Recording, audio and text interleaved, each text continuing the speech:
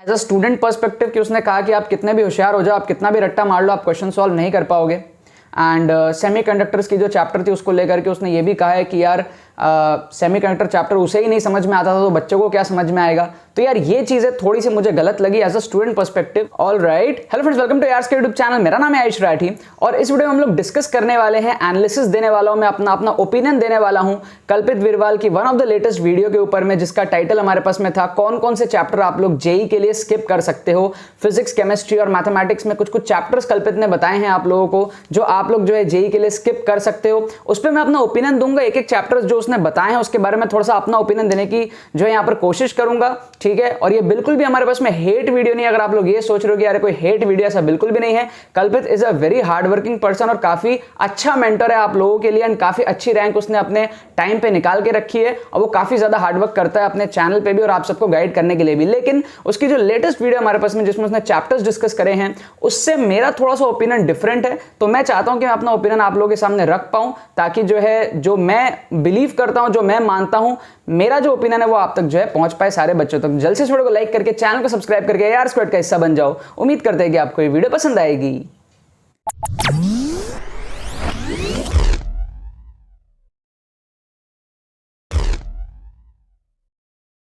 Okay sir, यहां पर सबसे पहले मैं आपको बताना चाहूंगा कि जो कल्पित की वीडियो थी, I feel that was more about कि एक टॉपर जो हो वो जेई मेन में अगर चैप्टर्स को छोड़ता तो वो कौन कौन से चैप्टर्स छोड़ता, रादर देन कि एक एवरेज स्टूडेंट्स कौन कौन से चैप्टर को छोड़ करके अपना जेई का सिलेबस मैनेज करे, या फिर कोई कमजोर स्टूडेंट है तो वो कौन कौन से सिलेबस को कवर करे, कौन कौन से चैप्टर को छोड़ करके अपना जेई का सिलेबस मैनेज करे। तो मेरे हिसाब से जो वीडियो थी that was more about a toppers perspective कि वो कौन कौन से चैप्टर्स छोड़ता, बिकॉज हम सबको पता है कि कल्पित अपने टाइम पे एक टॉपर रह चुका है।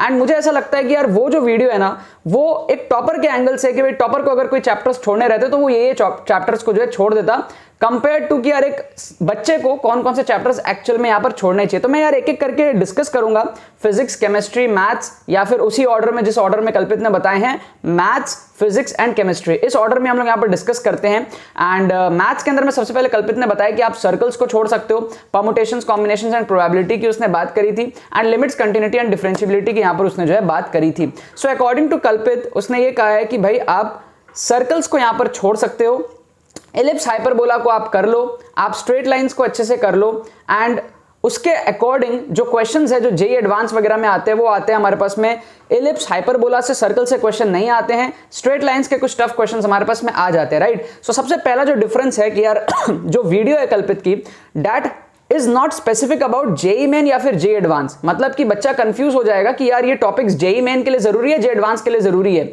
मतलब कुछ कुछ बातें तो जेई एडवांस के लिए ठीक है, कुछ कुछ बातें जेई मेंस के लिए गलत है, एंड पूरा का पूरा इस तरीके से सिनेरियो हमारे पास में बना हुआ है। फॉर एग्जांपल केमिस्ट्री में बहुत सारे चैप्टर्स के बारे में कल्पित ने बात करी है जो जेई एडवांस में आते ही नहीं है, सिलेबस में ही नहीं है, right. So video is about JEE and उसमें कौन सा एडवांस के लिए छोड़ना है, कौन सा मेंस के लिए छोड़ना है, उस तरीके की बातें यहां पर जो क्लियरली नहीं बताई गई हैं। सो अकॉर्डिंग टू मी कुछ हद तक कल्पित जो है सही है यहां पर, but when it comes to ellipse and hyperbola, अगर कोई बच्चा एलिप्स हाइपरबोला ही हमारे पास में कर ले रहा है तो why will he leave circle. Circle तो और भी बहुत छोटा चैप्टर है ना, right. Circle, because circle is a special case of ellipse, तो सर्कल को छोड़ने की जरूरत ही क्या है। अगर कोई बच्चा इतना टाइम निकाल करके एलिप्स हाइपरबोला पढ़ ले रहा है तो वो सर्कल भी पढ़ लेगा।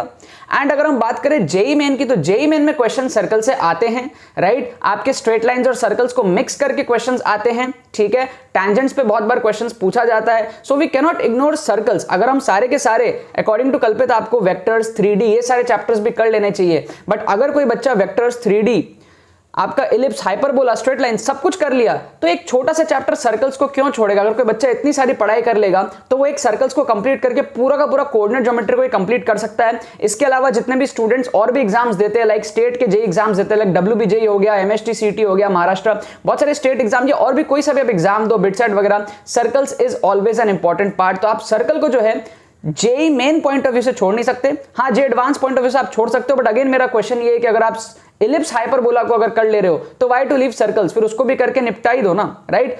पीएनसी के बारे में, प्रोबेबिलिटी के बारे में कल्पित ने जहां तक सही बातें बोली है, लेकिन मेरे अकॉर्डिंग या तो आप दोनों करो या फिर दोनों ही आप छोड़ दो, ठीक है। बाकी उसने भी जो कहा है वो बातें सही है। लिमिट्स, कंटिन्यूटी, डिफरेंशिएबिलिटी से मैं अग्री नहीं करता, बिकॉज लिमिट, कंटिन्यूटी, डिफरेंशिएबिलिटी एक छोटा चैप्टर है। हमें कोई चैप्टर को स्किप तब करना चाहिए जब उसका रिटर्न ऑफ इन्वेस्टमेंट उतना अच्छा नहीं है, मतलब कि बहुत ज्यादा टाइम लग रहा है पढ़ने में और बहुत कम रिटर्न ऑफ इन्वेस्टमेंट आ रहा है। फॉर एग्जांपल रोटेशन की उसने बात करी कि भाई वो चीज एक्चुअल में सही है, रोटेशन को पढ़ने में बहुत ज्यादा टाइम लग जाएगा आप लोगों को, जैसे कि उसने बताया, लेकिन उसका रिटर्न ऑफ इन्वेस्टमेंट आप लोग को उतना ज्यादा नहीं आएगा।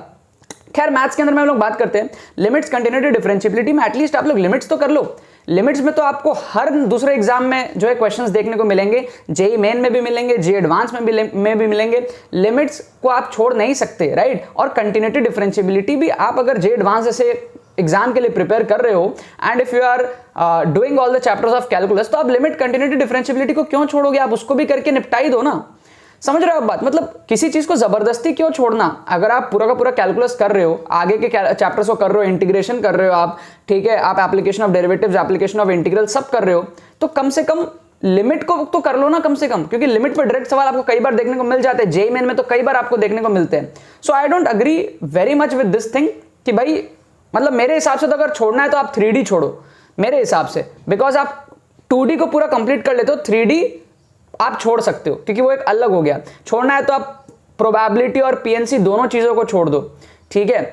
मतलब ऐसे बीच में मत छोड़ो। मतलब कैलकुलस अगर आप कर रहे हो तो कैलकुलस का अब लास्ट का चैप्टर जो है दैट इज द हमारा डिफरेंशियल, जो हमारे पास में वो चैप्टर है एप्लीकेशन ऑफ कैलकुलस के बाद में चैप्टर आता है डिफरेंशियल इक्वेशंस। आप चाहो तो उसको छोड़ो। मतलब आप स्टार्टिंग में लेट्स से डिफरेंशिएशन करें, इंटीग्रेशन करें, एप्लीकेशन ऑफ डेरिवेटिव्स करें, एप्लीकेशन ऑफ इंटीग्रल्स करें, आप एरिया अंडर द कर्व करें, लास्ट में जो डिफरेंशियल इक्वेशंस आपके पास में जो चैप्टर है आप चाहो तो उसको छोड़ दो। मेरे अकॉर्डिंग ये सेंस बनता है रादर देन कि बीच में से कुछ छोड़ने के, ठीक है। आप हो सकता है इससे डिफर करो, बट मेरे अकॉर्डिंग एटलीस्ट लिमिट्स को तो आपको जो है चीजें कंप्लीट कर लेनी चाहिए। अब हम लोग आगे बात करते हैं फिजिक्स के अंदर में। तो रोटेशन बिल्कुल आप लोगों को जो है छोड़ देना चाहिए, सही कहा है कल्पित ने। बट कल्पित ने एक बहुत ही अजीब बात बोली है कि आपको फिजिक्स और केमिस्ट्री के कॉमन चैप्टर्स को छोड़ देने चाहिए, जैसे कि हीट एंड थर्मोडायनेमिक्स छोड़ देना चाहिए, फिजिक्स में भी, केमिस्ट्री में भी, मॉडर्न फिजिक्स, एटॉमिक स्ट्रक्चर, ये सारी चीजें छोड़ देनी चाहिए, सेमीकंडक्टर्स छोड़ देनी चाहिए, ऑल्टरनेटिंग करंट, ईएम वेव्स, ये सारे चैप्टर्स छोड़ देने चाहिए, राइट। आप एक बात बताओ, अगर आप ये सारे चैप्टर्स छोड़ दोगे तो बचेगा क्या? आपने मॉडर्न फिजिक्स छोड़ दिया, सेमीकंडक्टर सब छोड़ दिया, आपने हीट एंड थर्मोडायनेमिक्स छोड़ दिया, दो बड़े बड़े यूनिट्स आपने छोड़ दिए जो कि कॉमन थे फिजिक्स और केमिस्ट्री दोनों में, तो पूरा का पूरा वेटेज आपका जो ऐसा तैसा हो गया। बचा क्या? आपका मैकेनिक्स, उसमें भी आपने रोटेशन छोड़ दिया, आपके बचे वेव्स बचे और आपके ऑप्टिक्स बचे। तो इतना सा करके आप कितना स्कोर डालोगे? और आप इलेक्ट्रिसिटी में भी बहुत सारा चैप्टर्स आप छोड़ दिए, जैसे कि ईएम वेव्स और एसी, ये सारे चैप्टर्स को भी जो है उसने छोड़ने के लिए कहा है। सो मेरे हिसाब से is a very bad suggestion. आप बहुत हाई वेटेज की चीजों को मिस कर दोगे अगर आप थर्मोडायनेमिक्स छोड़ दोगे और मॉडर्न फिजिक्स को छोड़ दोगे, तो it is very bad. Modern physics आपको जरूर से करना चाहिए, थर्मोडायनेमिक्स भी आपको करना चाहिए यहाँ पर, क्योंकि केमिस्ट्री और फिजिक्स दोनों में again we talk about the return of investment, ठीक है। अगर आप इसको छोड़ रहे हो तो आप क्या खो रहे हो? अगर आप कर लोगे तो कितना ज्यादा वेटेज है, क्योंकि फिजिक्स में भी है, केमिस्ट्री में भी है, तो आपको ये चीजें जो है करनी चाहिए। डेफिनेटली इसको आपको करना चाहिए, आपको बिल्कुल नहीं छोड़ना चाहिए। मॉडर्न फिजिक्स को बिल्कुल भी यहां पर नहीं छोड़ना चाहिए। अगेन ऑल्टरनेटिंग करंट जो हमारे पास में चैप्टर है उसमें आप फेजर डायग्राम ही कर लो ना, आप डिटेल में भले मत पढ़ो, फेजर डायग्राम कर लो। आपके हर दूसरे साल क्वेश्चंस आते हैं फेजर डायग्राम से। हाँ, अगर आप एडवांस के पर्सपेक्टिव में बात करोगे और मेंस के पर्सपेक्टिव में बात करोगे, चीजें अलग डेफिनेटली होंगी।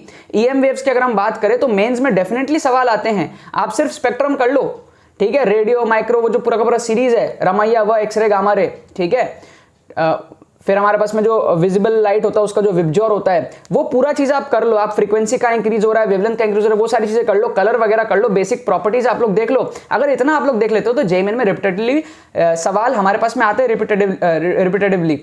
But if you talk about the JEE advance, चीजें हमारे पास में डिफरेंट हो जाती है, ठीक है। तो ये अलग चीज है। अगर हम एडवांस के बारे में बात करें तो लिस्ट ऑफ चैप्टर्स जो हम स्किप कर सकते हैं वो अलग होगा। जेईई मेन के बारे में बात करें तो लिस्ट ऑफ चैप्टर्स हम छोड़ सकते हैं, वो हमारे पास में अलग होगा। इस चीज को हमें समझने की बहुत ज्यादा यहां पर जरूरत है। If you come to chemistry, chemistry में कल्पित ने कहा है कि आप क्वांटिटेटिव एनालिसिस को छोड़ सकते हो। बिल्कुल सही बात है, आप बिल्कुल छोड़ सकते हो क्वांटिटेटिव एनालिसिस को, बट अगेन वो बोर्ड्स में आता है। अगर आप बोर्ड्स मतलब आपके स्कूल के प्रैक्टिकल्स वगैरह में ये सारे चैप्टर्स आपके आएंगे तो आप चाहो तो कर सकते हो, अदरवाइज आप छोड़ भी सकते हो। He is absolutely correct in that, but he told that कि आप अगेन वो जो फिजिक्स केमिस्ट्री के कॉमन चैप्टर्स है उसको आप छोड़ो, जो कि बहुत गलत बात है। थर्मोडायनेमिक्स को छोड़ो, बहुत गलत बात है। आप केमिकल काइनेटिक्स को छोड़ो, बिकॉज वो भी मॉडर्न फिजिक्स के जैसा सिमिलर होता है हमारे पास में, न्यूक्लियर वाला पार्ट। आप एटॉमिक स्ट्रक्चर छोड़ो, जो कि बहुत बहुत बहुत यहाँ पर हमारे पास में गलत बात होती है। आप गैसियस स्टेट को छोड़ दोगे क्योंकि वो थर्मोडायनेमिक्स से बहुत ब्लंडर हो जाएगा। बहुत सारे चैप्टर्स यहाँ पर छोड़ दोगे अगर आप इस तरीके से करोगे तो, राइट। एंड अगेन और एक बड़ी चीज उसने कही कि आप जितने भी मेमोरी वाले चैप्टर्स होते हैं, जैसे कि आपका chemistry in everyday life, biomolecule, polymer, ये सारे चैप्टर्स को उसने छोड़ने के लिए रेकमेंड किया है, जो कि एक बहुत ही गलत बात है। बिकॉज अगर आपने ये सारी चीजें छोड़ दी तो बचा क्या आपका? एक एवरेज बच्चा जो है वो हो सकता है ऑर्गेनिक के क्वेश्चन सॉल्व ना कर पाए, बट वो हो सकता है रट्टा मार करके पॉलीमर बायोमोलिक्यूल के क्वेश्चन को जो है सॉल्व कर ले, वहां पर अटेम्प्ट कर ले। कल्पित के अकॉर्डिंग आप कितना भी पॉलीमर, बायोमोलिक्यूल, कितना भी ये सारे चैप्टर्स आप पढ़ लो, आप एग्जाम में क्वेश्चन सॉल्व नहीं कर पाओगे। बिकॉज रिसेंट टाइम्स में क्वेश्चन बहुत घुमा फिरा के बहुत अंदर ही जगह से आ रहे हैं। मतलब कि कोई एनसीईआरटी में कोई चार्ट दिया हुआ है जहां तक हमारी नजर भी नहीं पहुंचती है, वहां चार्ट से कोई क्वेश्चन दिया हुआ है जो कि वो काफी सही बात कह रहा है, बिल्कुल सही बात है, but there is at least a surety कि आपके जो 10 पन्ने हैं उसी में से सवाल आएगा। अब वो कहीं चार्ट में से छुप करके आया या कहीं से भी आया, देयर इज अ एश्योरिटी कि भाई वहीं से सवाल आने वाला है। कुछ चीजें यार मेरे को बुरी भी लगी एज अ स्टूडेंट पर्सपेक्टिव कि उसने कहा कि आप कितने भी होशियार हो जाओ, आप कितना भी रट्टा मार लो, आप क्वेश्चन सॉल्व नहीं कर पाओगे। एंड सेमीकंडक्टर्स की जो चैप्टर थी उसको लेकर के उसने ये भी कहा है कि यार सेमीकंडक्टर चैप्टर उसे ही नहीं समझ में आता था तो बच्चों को क्या समझ में आएगा। तो यार ये चीज़ें थोड़ी सी मुझे गलत लगी एज अ स्टूडेंट पर्सपेक्टिव। हालांकि मुझे पता है कि उतना बुरा इंटेंशन नहीं था उसका बोलने का, but again this demotivates the student. Motivation के बदले डिमोटिवेशन चला जाता है स्टूडेंट्स के मन में, बिकॉज वो ये सोचते हैं कि यार जब टॉपर ही ऐसा कह रहा है, AIR 1 ही ऐसा कह रहा है, तो फिर हम क्या ही कर पाएंगे, सच में हम नहीं कर पाएंगे, राइट। एंड बिफोर कल्पित scored 360 out of 360 in JEE Main 2017, उसके पहले तक हम ऐसा ही कहते थे कि यार JEE में कोई फुल मार्क्स नहीं ला सकता था, right. He broke all the records. He scored 360 out of 360. He was the AIR 1. Guinness Book of World Record में उसने अपना नाम बनाया। आफ्टर दैट आप देखो कितने सारे स्टूडेंट्स ने जो है फुल मार्क्स स्कोर किया है JEE के अंदर। सो बिफोर कल्पित हम ये एक्सपेक्ट ही नहीं करते थे कोई JEE में फुल मार्क्स ला सकता है, बट आज के दिनों में बहुत सारे स्टूडेंट जो JEE में फुल मार्क्स लाते हैं, 300 आउट ऑफ 300 लोग लाते हैं। वाई? बिलीव चेंज हुआ। सो अगर ही सेज कि भाई मुझे ही नहीं समझ में आता तो आपको क्या समझ में आएगा, that is a little wrong. If he says कि आप कितना ही पॉलीमर, बायोमोलिक्यूल, कितना ही केमिस्ट्री एवरीडे लाइफ आप रट्टा मार लो, आप क्वेश्चन सॉल्व कर ही नहीं पाओगे, आप कितने भी होशियार हो, सो क्या इंपैक्ट पड़ेगा। So I do not agree with these things, I do not agree with all the chapters. Rotation के बारे में सही कहा यार, PNC प्रोबेबिलिटी काइंड ऑफ सही कहा यार, क्वांटिटेटिव एनालिसिस के बारे में काइंड ऑफ सही कहा यार। एंड बट बाकी जो चैप्टर्स हमारे पास में है, आप फिजिक्स केमिस्ट्री के जो कॉमन चैप्टर्स है वो नहीं छोड़ सकते, बिल्कुल भी आप नहीं छोड़ सकते। आप लिमिट्स को कर लो ना यार, क्या दिक्कत है। रिटर्न ऑफ इन्वेस्टमेंट अच्छा है यार, कम टाइम में पढ़ लोगे, आपको क्वेश्चन आएंगे तो डायरेक्टली बन जाएंगे। और कितने सारे आप अगर और भी एग्जाम्स देते हो तो लिमिट्स के आपको कई बार क्वेश्चंस देखने को मिलते हैं।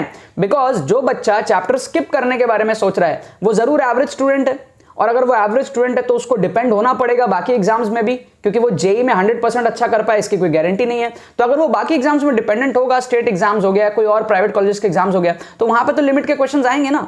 अगर आप JEE के लिए छोड़ दो, फिर आप लेट से आप VIT EEE का एग्जाम देते तो उसके लिए अलग से पढ़ोगे, आप WBJE का एग्जाम दो उसके लिए अलग से पढ़ोगे, ऐसे करोगे आप। JEE के लिए ये छोड़ गए थे, अब उसके लिए अलग से पढ़ना पड़ेगा, नहीं ना। जो टॉपर होता है उसका JEE में हो जाता है, और जो एवरेज स्टूडेंट होता है उसको इस तरीके से पढ़ना पड़ता है कि वो कहीं ना कहीं एक अच्छे गवर्नमेंट कॉलेज में लैंड अप कर पाए, राइट। तो मेरे हिसाब से ये सारे जो टॉपिक्स थे ये बिल्कुल भी गलत थे, छोड़ने के लिए बिल्कुल नहीं सजेस्टेड है। अगर आपको कोई चीज़ छोड़ना भी है तो आप ऐसी चीज़ें छोड़ो जो कि एकदम अलग है, मतलब कि ऑप्टिक्स, आप ऑप्टिक्स को छोड़ो, ऑप्टिक्स एकदम अलग है, ऑप्टिक्स का कोई लेना देना नहीं है किसी और चैप्टर से, समझ रहे हो आप बात को। आप अगर मैकेनिक्स छोड़ दोगे तो मैकेनिक्स बार बार आगे के चैप्टर्स में आएगा, लेकिन ऑप्टिक्स तो एक अलग चैप्टर हो गया ना, ऑप्टिक्स का लिंक नहीं है किसी और चैप्टर में, तो ऑप्टिक्स एज अ पूरा यूनिट आप छोड़ सकते हो।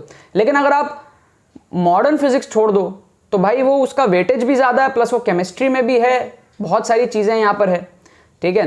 रोटेशन क्या है, मैकेनिक्स का लास्ट चैप्टर है, रिटर्न ऑफ इन्वेस्टमेंट बहुत कम है, उसको आप छोड़ सकते हो, ठीक है। आप सर्कल्स को नहीं छोड़ सकते क्योंकि यार वो बीच में आ रहा है, लिंक टूट जाएगा पूरा का पूरा, आपको फील ही नहीं आएगा कभी पढ़ने का। आप एलिप्स हाइपरबोला कर लिए, सर्कल नहीं कर पा रहे हो, कर लो ना, दिक्कत क्या, उसको भी कर लो।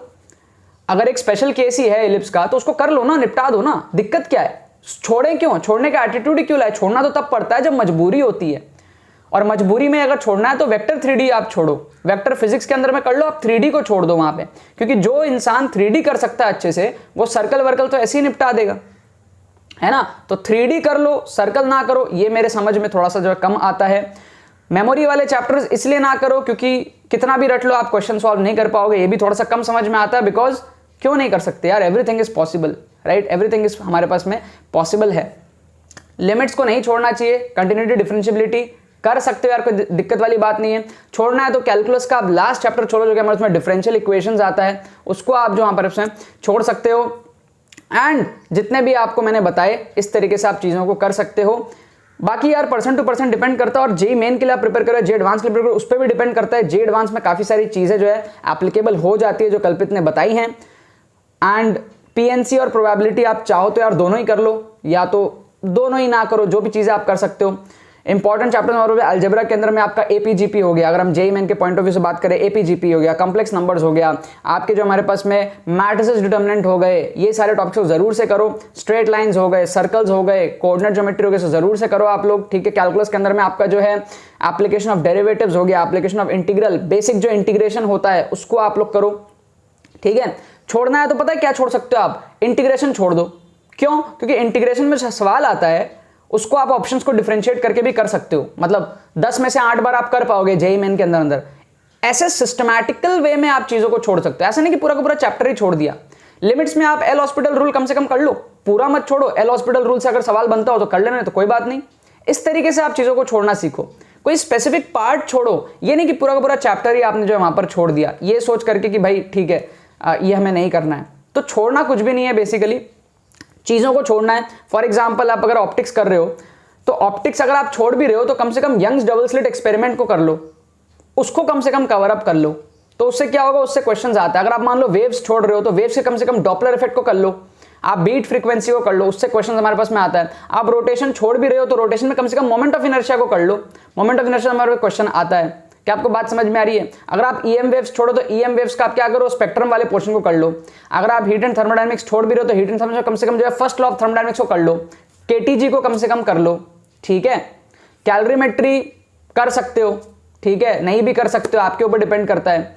अगर आप लेट से मॉडर्न फिजिक्स कर रहे हो तो आप लॉजिक गेट्स करो, लॉजिक गेट्स का कल्पित ने बताया भी आपको करना चाहिए। तो इस तरीके से आप जो चीजों को छोड़ सकते हो, बट ओवरऑल सेमीकंडक्टर्स छोड़ना नहीं, बहुत वेटेज है। मॉडर्न फिजिक्स छोड़ना नहीं, बहुत वेटेज है। हीट थर्मोडायनेमिक्स बहुत वेटेज है।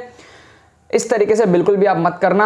हमेशा रिटर्न ऑफ इन्वेस्टमेंट आप देखो कि आप उसको कर रहे हो, कितना टाइम लग रहा है उसमें, उसका आउटपुट क्या आने वाला है, एनालाइज करो अपने केस में, एंड फिर आप जो चीजों को छोड़ने की सोचना, या मेरे अकॉर्डिंग कुछ भी मत छोड़ो। कुछ चीजों को डेप्थ में पढ़ लो, कुछ चीजों को कम डेप्थ में पढ़ लो, छोड़ के कुछ भी मत जाओ, ठीक है। बट अगेन जेईई मेन और जे एडवांस दोनों में जो पर्सपेक्टिव डिफरेंट हो जाता है। अभी बिकॉज आपका जेईई मेन सबसे पहले है, आई वुड रिकमेंड कि JEE main is a variety of game, variety का गेम है, डेप्थ का गेम नहीं है। तो आप ज्यादा टॉपिक्स को कवर अप करो छोड़ने के बदले। जेईई एडवांस में आप कुछ कुछ टॉपिक्स में बहुत ज्यादा डीप जा सकते हो, कुछ कुछ टॉपिक्स को पूरा का पूरा छोड़ सकते हो। जैसे केमिस्ट्री में हमारे पास में मेमोरी चैप्टर्स होते हैं, वैसे मैथ्स में हमारे पास में मैथमेटिकल इंडक्शन, रीजनिंग, स्टैटिस्टिक्स, ये सारे टॉपिक्स होते हैं, सब आपको जरूर से जो है हमारे पास में करने हैं। आई होप समझ में आएगा आप लोगों को। ये कोई हेट वीडियो नहीं था यार, ओपिनियन वीडियो था। कुछ कुछ चीज़ों से मैं अग्री नहीं कर रहा, तो मैंने आपको बताया। कुछ कुछ चीज़ों में अग्री करता हूँ, वो चीज़ मैंने आपको बताई है।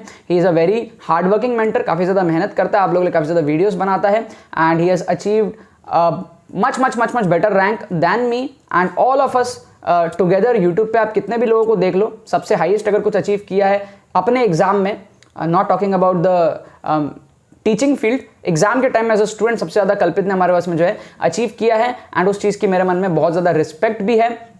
मुझे आज भी याद है कि जब रिजल्ट आया था हमारे पास में तो फ़ोन आया था मेरे घर से, और मैंने बताया था अपना मार्क्स, मेरे मार्क्स थे 175। तो मुझसे पूछा गया था, मेरे अंकल ने पूछा था कि भाई टॉपर कितना है, मैंने कहा 360। बोला, अंकल बोलते कि तुम्हारे आधे भी नहीं आए, मैंने कहा नहीं मेरे आधे भी नहीं आए, ठीक है। एंड जो भी रिश्तेदार फ़ोन कर रहे थे उसमें से कुछ लोग थे जो मुझसे ज़्यादा कल्पित के बारे में पूछ रहे थे कि भाई टॉपर कौन है, पूरे फुल नंबर लाया है, ठीक है। एंड फिर मेरी कल्पित से कई बार बात भी हुई है। Is a very good human being, काफ़ी हम्बल ह्यूमन बीइंग है।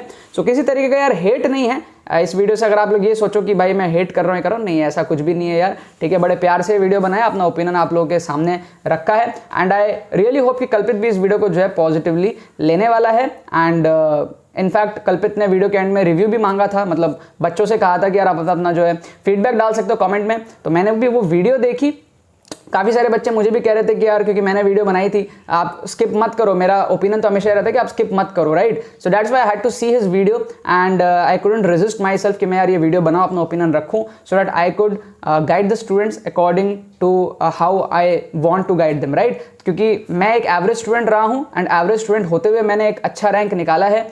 मतलब अच्छा रैंक मतलब 98-99 परसेंटाइल आप कह सकते हो। मेरी 15,000 रैंक आई थी, IIT एडवांस में मैंने क्रैक किया था, NIT त्रिची से मैं पढ़ा हूँ। सो मैं एवरेज स्टूडेंट को और एवरेज माइंडसेट को ज़्यादा अच्छे से शायद समझता हूँ, इसलिए मुझे लगा कि यार ये वीडियो बनाने की जरूरत यहाँ पर पड़ेगी, ठीक है ना। बाकी तो बस यही बात है। बहुत बहुत धन्यवाद मेरे साथ जुड़ने के लिए, बने रहिए यार।